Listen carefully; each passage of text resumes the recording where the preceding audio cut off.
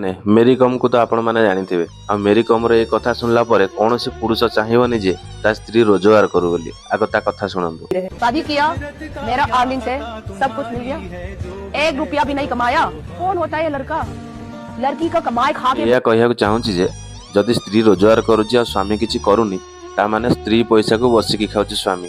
ଜାଗାରେ ଠିକ୍ ସେଇ ଜାଗାରେ ଯଦି ଗୋଟେ ସ୍ତ୍ରୀ କିଛି କରୁନାହିଁ, ସ୍ୱାମୀ ରୋଜଗାର କରିକି ଆଣିକି ଦଉଛି, କଣ କେବେ ସ୍ୱାମୀ କେବେ କୁହେ କି ତୁ ବସିକି ଖାଉଛୁ ମୋ ପଇସାରେ? ହଉଛି ଏଇଆ ଯେ 2005 ମସିହାରେ ମେରି କମ୍ ର ବାହାଘର ହେଲା ଓଣ୍ଡଲର ସାଙ୍ଗରେ। ଓଣ୍ଡଲର ବି ଜଣେ ଫୁଟବଲ ଖେଳାଳି। ବାହାଘରର କିଛି ଦିନ ପରେ ତାଙ୍କର ପିଲାପିଲି ହେଲା।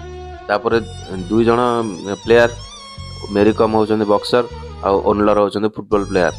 2 ଜଣ ଯାକ ଛୁଆଙ୍କୁ ପାଳନ କରିବା ପସିବଲ ହେଲା ନାହିଁ। ସେଥିପାଇଁ ଓଣ୍ଡଲର କହିଲେ ଯେ ଠିକ୍ ଅଛି, ମୁଁ ମୋ ଖେଳ ଛାଡ଼ି ଦେଉଛି ଆଉ ବକ୍ସିଂ ପାଇଁ ମେରି କମ୍ କୁ ପୁରା ଫୁଲ୍ ସପୋର୍ଟ ଦେଲେ ଆଉ ପିଲାଙ୍କୁ ବି ସେ ନିଜେ ହିଁ ପାଳିଲେ। କିଛି ଦିନ ଏମିତି ହେଲା ପରେ ଯେତେବେଳେ ମେରି କମ୍ ସକ୍ସେସ୍ ହେଇଗଲେ, ତାପରେ ଓଣ୍ଡଲରକୁ କହିଲେ ଯେ ତୁ ବସିକି ଖାଉଛୁ, ତାଙ୍କ ଉପରେ କେସ୍ କରିଦେଲେ। You supported it the way you have. My children is me. But that's the thing, it's a real champion. ଯଦି ଜଣେ ଅଲମ୍ପିକ ପ୍ଲେୟାର, ଇଣ୍ଡିଆର ଏତେ ନାଁ କମେଇଥିବା ସ୍ତ୍ରୀ ଲୋକ, ସିଏ ଯଦି ଏ କଥା କହିବେ, ତାହେଲେ ବାକି ଲୋକମାନେ, ସାଧାରଣ ଲୋକମାନେ ନିଜ ସ୍ତ୍ରୀ କି କେବେ ରୋଜଗାର କରିବା ପାଇଁ ଅନୁମତି ଦେବେ କି?